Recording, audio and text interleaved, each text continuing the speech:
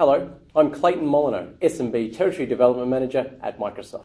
In this short video, I'm going to help you understand how you can help your customers connect more deeply with their customers using Office 365.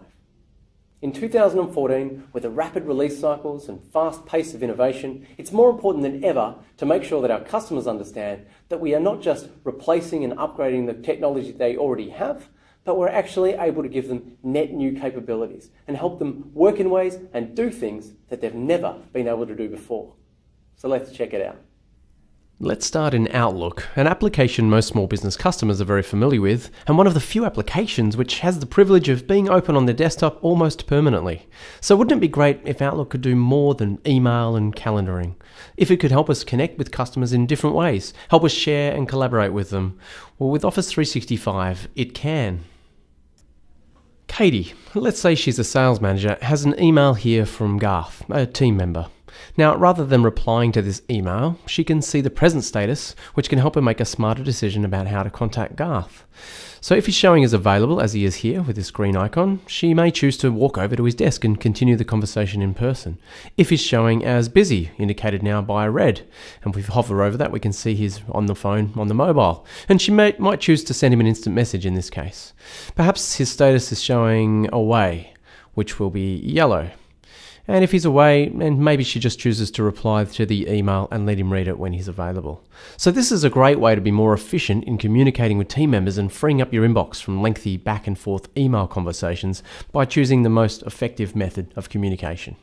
But here's the exciting part. We can just as easily use this solution to connect with people outside our own organisation. Customers, for example. If customers are using Office 365, or even if they're Skype users, we can easily share availability status, chat with instant messages, or even voice or video call. So here's an email from Rob, and Rob is a customer. Now Katie can see he's available when she clicks here, and she can also read that he's obviously asking a product question here, and she might decide to respond by having an instant message instead of perhaps starting an email trail. So she starts typing out the instant message here. Of course, she could choose to actually have a voice call or even say a video call where she could show or demonstrate something to the customer and really provide that extra deeper level of connection. So think about the level of customer service you can offer with this level of connection to customers. In fact, let's think of it from the customer's point of view for a moment.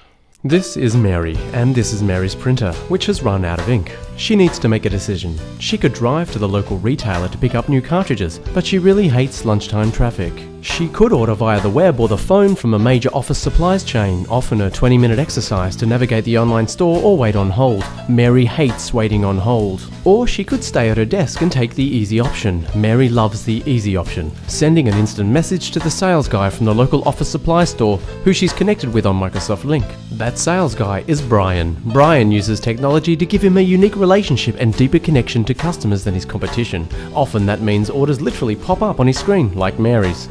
Mary's happy because she received her printer cartridges with minimal fuss and a personal connection with Brian. Brian's happy because he's a step ahead of his competitors but only ever an instant message away from his customers. Now that's a win-win. Okay, so I've always dreamed of being a voiceover guy. Maybe I shouldn't give up my day job.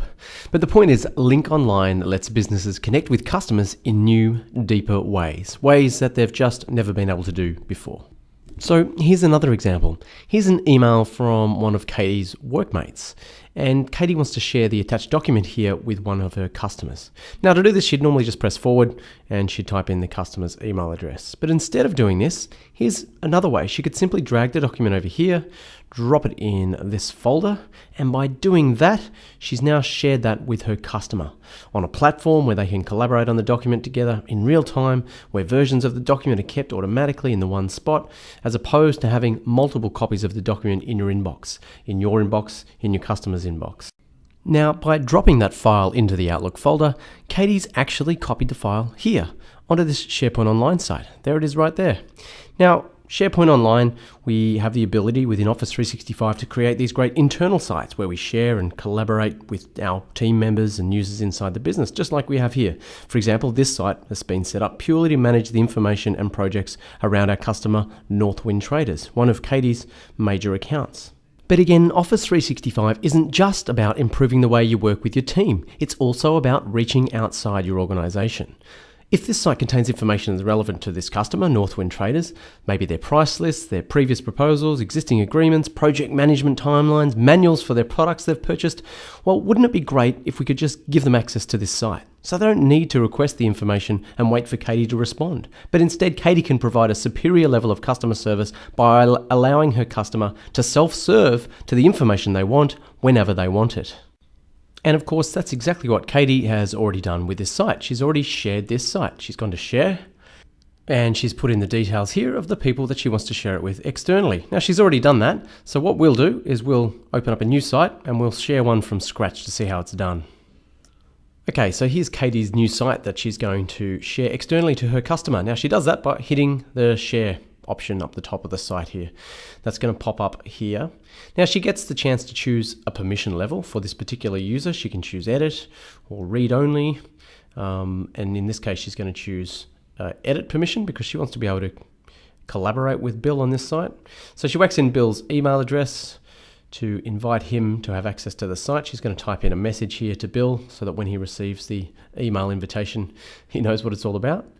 And once she's done that, she just needs to hit share and Bill will get that email and he can now access the site. Now, Bill's email address does need to be a Microsoft ID or what we used to call a Windows Live ID. This is how it authenticates to the SharePoint Online site, so it is still an authenticated share. If it's not a Live ID or a Microsoft ID, it'll just prompt him to create one when he tries to log in. And of course, at any time, Katie can go in and remove Bill from the list and his access to the site will be revoked. So again, it really opens up amazing possibilities, from the ability for customers to self-serve to being able to work on a document with a customer collaboratively in real time. Things that most small businesses just haven't been able to do in the past. So setting up Office 365 to enable these deeper customer connections couldn't really be easier. Once we've logged into the Office 365 Admin Center, we go down in the menu here to external sharing and choose sharing overview, which brings us to this screen. And on this screen, as you can see, it couldn't be much simpler. We're presented with some toggle switches here. This one's turned on, so I'll just turn it off, which is probably how you'll find it by default. And now to enable external sharing, I just switch it back on. I'm prompted to confirm that, and now we've enabled that external sharing. Now, like the on-premises solutions you've been delivering for years, of course we can get much granular around the control and the security with Office 365. So I can go into the extra settings here. I can turn off anonymous sharing, for example, if I only want authenticated sharing. And I also have the ability to go into each individual site collection and customize the external sharing options for each particular site collection. So in this case, I might drill in to this site, and you'll see that I'm now able to choose specific external sharing options just for this site. So it may be that I decide to disable the sharing on this particular site, or maybe I don't want the anonymous. In this case, we'll keep it, so I'll click cancel. And let's go down to one of the other sites that has external sharing enabled. You can also see that as an administrator, I get an overview of the fact that this has been shared to 4 external users. So I can drill in and actually manage the external users as an administrator and always see who has access to certain sites. So in here, I can go and delete external people, for example, to remove access to the sites. So a lot of granularity and control. Of course, external users can't do everything that a fully licensed user can do, so I just wanted to point you to this site here. The URL's on the screen. There's a nice table here that shows you the cans and can-nots of external users to help you understand what is and isn't possible.